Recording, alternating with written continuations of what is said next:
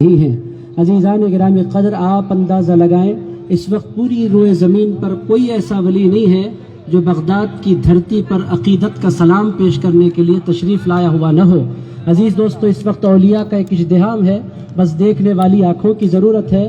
اللہ پاک نے چنندہ لوگوں کو منتخب فرمایا اور بغداد کی حاضری ان کو نصیب فرمائی، اور ہماری خوش قسمتی یہ ہے کہ اولیاء کی سلطان کی بارگاہ میں ہم حاضر ہیں اور ہمارے درمیان حضور پاک صلی اللہ تعالیٰ علیہ وآلہ وسلم کا خانوادہ موجود ہے۔ آل رسول کے ساتھ تذکرہ غوث الاعظم دستگیر ہو رہا ہے۔ عزیزان گرامی قدر، حضور پیران پیر کون ہیں، کیا بولا جائے؟ وہ خود ارشاد فرماتے ہیں وعبد القادر المشہور اسمی، ارشاد فرماتے ہیں میرا نام عبد القادر ہے اور میرا نام بہت مشہور ہے۔ عزیز دوستو، اگلوں میں پچھلوں میں اولیاء کی پوری جماعت میں جو شہرت اللہ پاک نے بڑے پیر کے نام کو عطا فرمائی، نہ اگلے اولیاء میں اللہ نے ویسی شہرت کسی کو عطا فرمائی، نہ پچھلے اولیاء میں اللہ پاک نے ایسی شہرت کسی کو عطا فرمائی۔ عزیزان گرامی قدر، اولیاء کے علاقے ہیں، کوئی ہندوستان میں مشہور ہے، کوئی پاکستان میں مشہور ہے، کوئی مصر میں مشہور ہے، کوئی عجم میں مشہور ہے، مگر پیران پیر کی خصوصیت کیا ہے؟ شرق میں بھی وہ مشہور، غرب میں بھی وہ مشہور، شمال میں بھی وہ مشہور، جنوب میں بھی وہ مشہور، عرب میں بھی وہ مشہور، عجم میں بھی وہ مشہور، زمین میں بھی وہ مشہور، آسمانوں میں بھی وہ مشہور۔ عزیزان گرامی قدر، غوث الاعظم کیسی ہستی کو کہتے ہیں؟ عزیز دوستو، خود غوث الاعظم دستگیر ارشاد فرماتے ہیں الجن لہم شیوخ والانس لہم شیوخ والملائکۃ لہم شیوخ۔ ارشاد فرماتے ہیں کچھ وہ ہیں کہ وہ جنات کے پیر ہیں، کچھ وہ ہیں کہ وہ انسانوں کے پیر ہیں، کچھ وہ ہیں کہ وہ ملائکہ کے پیر ہیں۔ وَأَنَا شَيْخُ الْكُلِّ، ارشاد فرماتے ہیں میری خصوصیت یہ ہے کہ میں جنات کا بھی شیخ ہوں، انسان کا بھی شیخ ہوں، ملائکہ بھی شیخ ہوں۔ عزیز دوستو، ایسی شان والا پیر اس پوری کائنات میں کوئی پیدا نہیں ہوا، اسی لیے ان کو پیران پیر کہتے ہیں۔ پیران پیر کون ہیں؟ ایسی ہستی ہیں کہ وہ اپنے مریدوں کے بھی پیر ہیں اور ان کے ڈائریکٹ پیر حضرت ابو سعید مبارک مخزومی ارشاد فرماتے ہیں لبس عبد القادر قرقة منی، عبد القادر جیلانی نے مجھ سے قرقہ پہنا، وَلَبِسْتُ قِرْقَةً مِّنْهُ، اور میں نے عبد القادر جیلانی سے قرقہ پہنا۔ اس کا سیدھا مطلب کیا ہے؟ عبد القادر جیلانی میرے مرید ہوئے اور میں عبد القادر جیلانی کا مرید ہو گیا۔ تو عزیزان گرامی قدر، ہم اور آپ کس قدر خوش نصیب ہیں کہ سرکار غوث الاعظم دستگیر کی بارگاہ میں ہم حاضر ہیں۔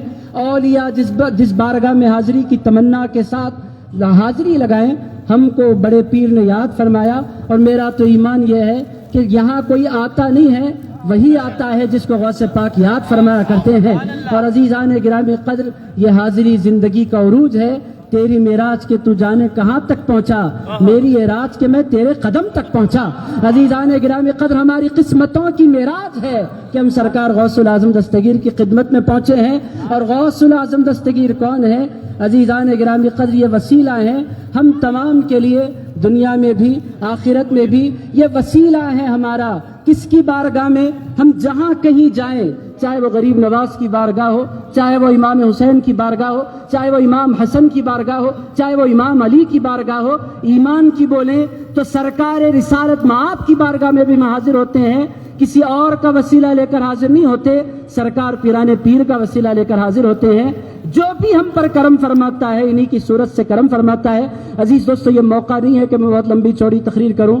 ادھر میرے نور میاں تشریف فرما ہے، ادھر حضرت میرے بازو تشریف فرما ہے، شبلی میاں تشریف فرما ہے، اکابر کے درمیان ادھر شاز میاں تشریف فرما ہے۔ بہرحال ادھر شہباز دکن کی بارگاہ سے، حضرت کی بارگاہ سے نمائندگی ہو رہی ہے۔ بہرحال ہماری قسمت عروج پر ہے، ہمارا نصیبہ عروج پر ہے کہ ہم سرکار غوث پاک کی بارگاہ میں حاضر ہیں۔ اور ایمان کی بات تو یہ ہے کہ یہاں آنا ہمارا کام ہے، قسمت بدل دینا غوث اعظم دستگیر کا کام ہے۔ عزیزان گرامی قدر، یہ ایسے ہیں کہ لوح محفوظ بھی ان کی آنکھوں کے سامنے ہے۔ اور حضرت شیخ احمد سرہندی مجدد الفسانی فرماتے ہیں تقدیروں کی دو قسمیں ہیں، ایک بدلنے والی، ایک نہیں بدلنے والی، مگر عبد القادر جیلانی اس ہستی کو کہتے ہیں جو تقدیر بدلتی نہیں ہے، غوث اعظم اس کو بھی بدل دیا کرتے ہیں۔ تو عزیزان گرامی قدر، ایسے تقدیر کے بدلنے والے سرکار کی بارگاہ میں حاضر ہیں۔ اگر بدی لکھی ہے تو اس کو وہ خیر میں تبدیل فرما دیں گے اور ہم پر کرم کے سلسلے دراز ہوں گے۔ میں دل کی عطا گہرائیوں سے شکریہ ادا کرتا ہوں ان سادات کرام کا کہ مجھے صغیر فقیر کو اس عظیم دربار میں اظہار خیال کا موقع عنایت فرمایا۔ میں یہی دعا کرتا ہوں کہ اے پاک پروردگار، زندگی بھر غوث پاک کا غلام بنائے زندہ رکھ، موت عطا فرما تو ان کی غلامی میں موت عطا فرما، میدان محشر میں ان کے قدموں میں جگہ نصیب فرما۔ صلی اللہ تعالی علی خیر خلقہ محمد وعلی آلہ وصحبہ ووارث حالہ الغوث العظم والحمد للہ رب العالمین۔ نعرہ غوثیہ، نعرہ غوثیہ۔